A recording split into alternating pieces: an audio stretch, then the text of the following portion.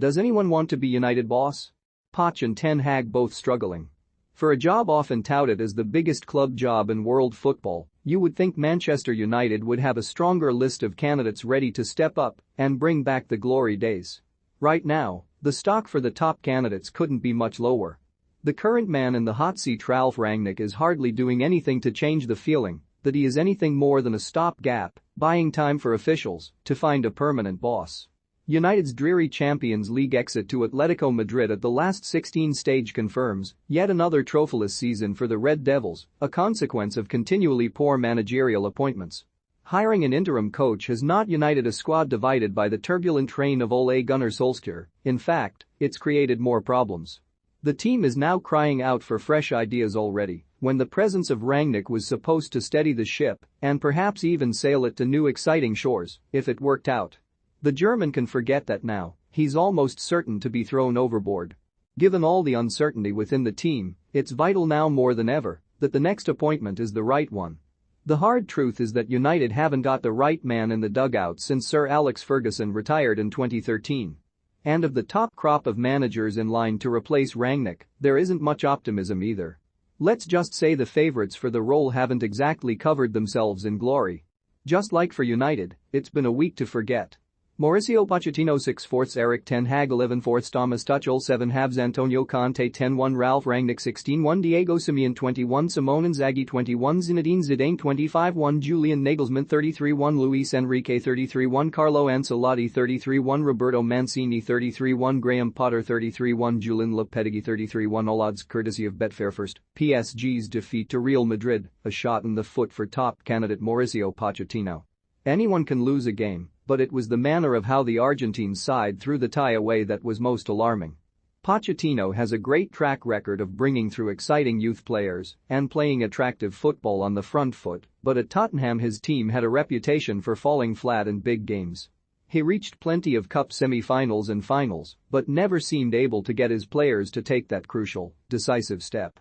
Even at PSG, his star-studded side allowed Lille to win League One last season, which should be the minimum achievement.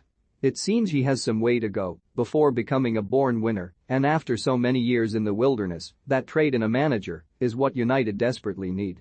Another name in the running for the job is Erik ten Hag, the Ajax manager. Relatively young at 52, Ten Hag has had admirers from all over after his work in Holland, helping them reach the Champions League semi-finals in 2019 and playing pretty football with a young group of players. He appears tailor-made for the Premier League and a club like United, whose values seem to match up with his, but there seems to be a few sticking points standing in the way of him taking the top job. Like Pochettino, Ten Hag also suffered an embarrassing Champions League exit. No one is expecting any United job hopeful to win the competition, but for two of the favourites, to go out in the last 16 is far from ideal and will prove to be a real headache for CEO Richard Arnold and the power players plotting the next man in charge. Ten Hag's Ajax went out against Benfica after a 1-0 defeat at home, losing 3-2 on aggregate. He's proven he can get his teams in the position for silverware after winning 2 Eredivisie titles and also securing a place in the 2017 Europa League final, which Ajax lost to United, but his side's exit has come at the wrong time. There are also concerns about his struggles with English. We hear all the time that he is stepping up his efforts to learn the language amid stronger links to the United job, but Sportsmail reported earlier this month how he interviewed for the Tottenham job last year, only for talks to collapse, with the Dutchman not coming across as charismatic as he battled with communication. On the other hand, the manager who successfully plotted Manchester United's downfall with Atletico Madrid comes away with the most credit. Betfair have him as short as 21 to take the reins at Old Trafford, yet he seems at home in Madrid after 11 years in charge. Why would he give all that up for the chaotic mess at United?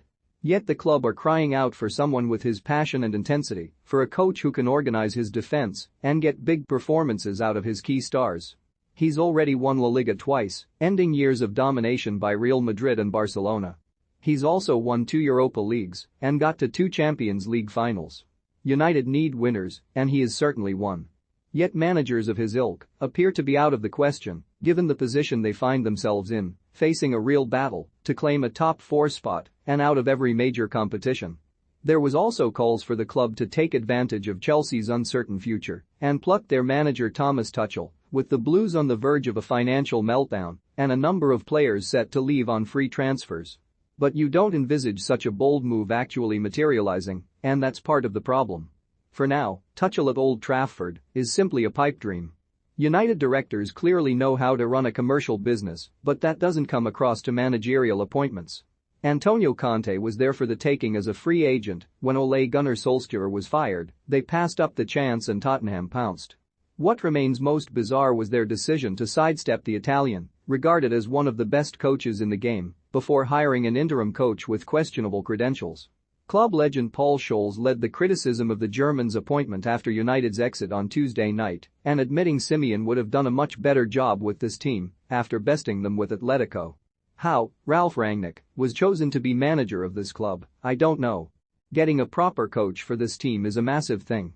There is some real talent in this squad. The very first thing this club needs to do to get anywhere near winning the league again is getting in a proper coach who works for this team. If Diego Simeone was managing them, United would have gone through.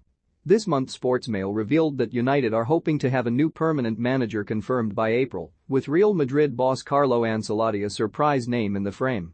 CEO Arnold and football director John Murtough will be the two big decision makers in the process, with the pair looking to announce a coach who can hit the ground running and have more time to think about his squad and possible signings. Having certainty around the new boss would settle the squad and refocus them ahead of next season, as well as bringing optimism after the dismal end to the current campaign. The Champions League is what United crave, but the competition has also dampened the hype around the next boss. This week it has proven to be the undoing of Rangnick, Pochettino and Ten Hag. Whoever United back as the next boss, this decision is a pivotal one they cannot get wrong, not again. There are already noticeable cracks in the foundations before the new man's name has been placed on the office door.